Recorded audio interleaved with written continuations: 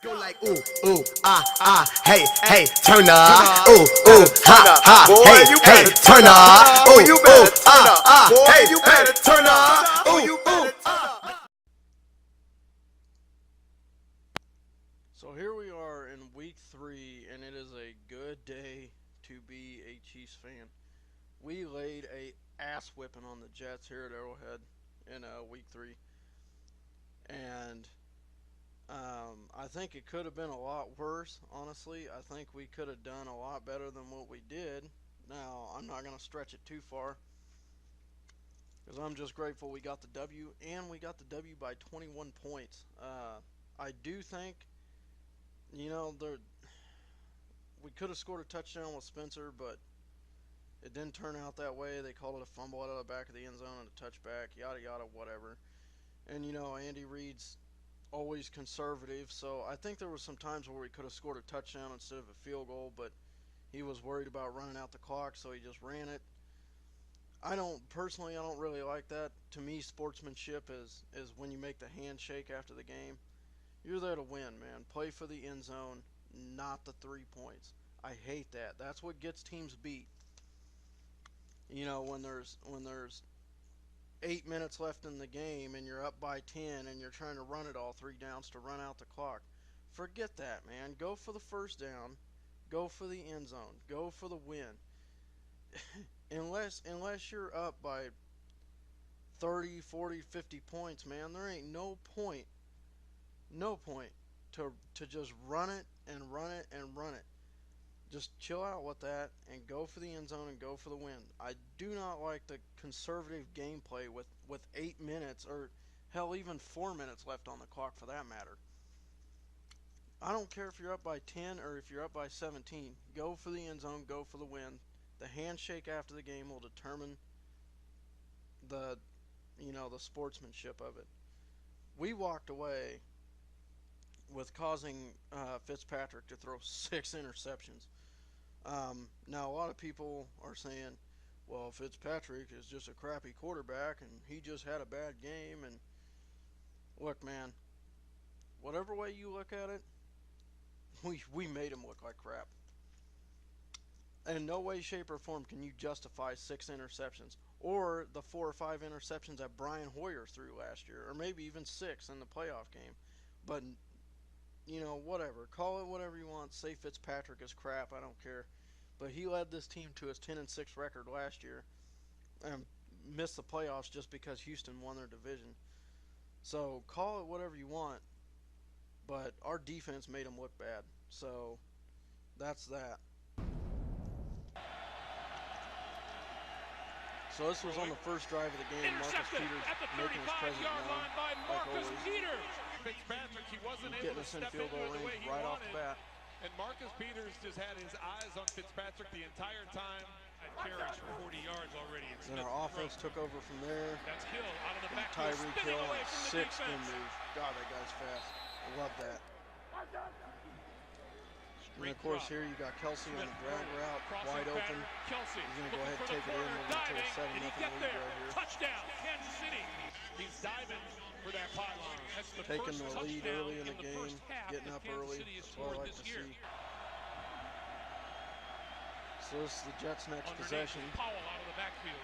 We cause this guy to fumble. He coughs it up. Covered by the Chiefs. Let's see if he's ruled down.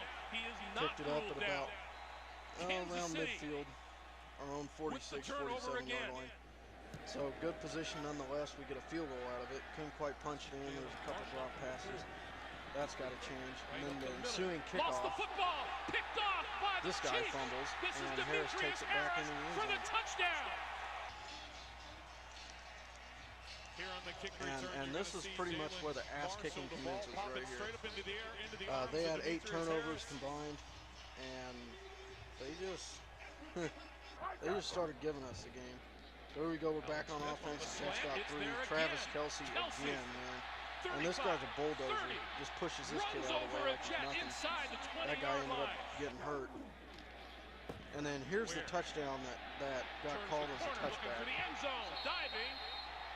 They called it a touchdown originally. They reviewed it. After reviewing the play, ruling on the field is reversed. The runner lost possession of the ball, and the ball was fumbled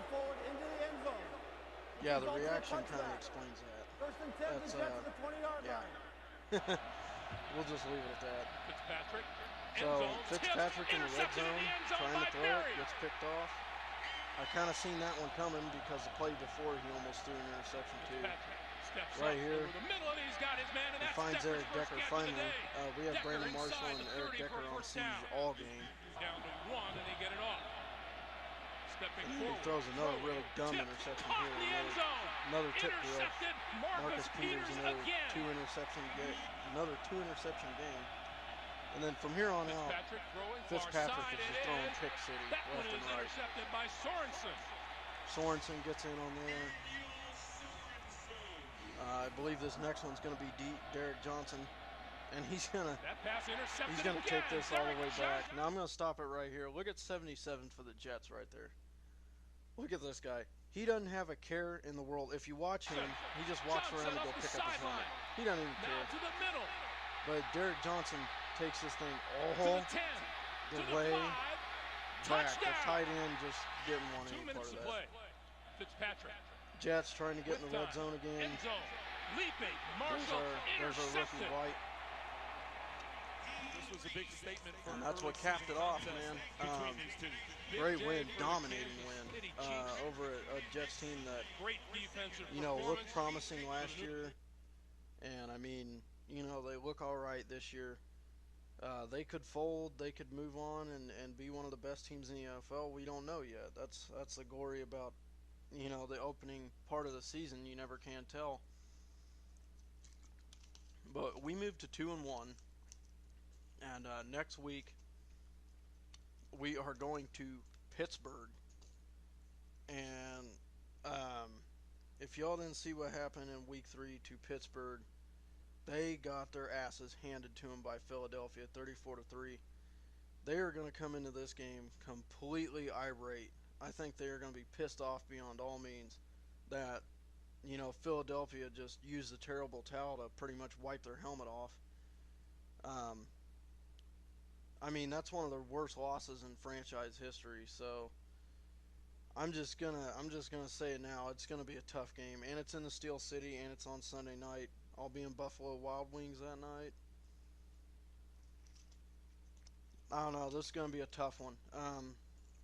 Pittsburgh has a very vanilla offense, though. It's pretty much just Ben Roethlisberger step back, and whether he takes pressure or not, he just kind of heaves it up there and hope that Coates or Antonio Brown is underneath it to catch it.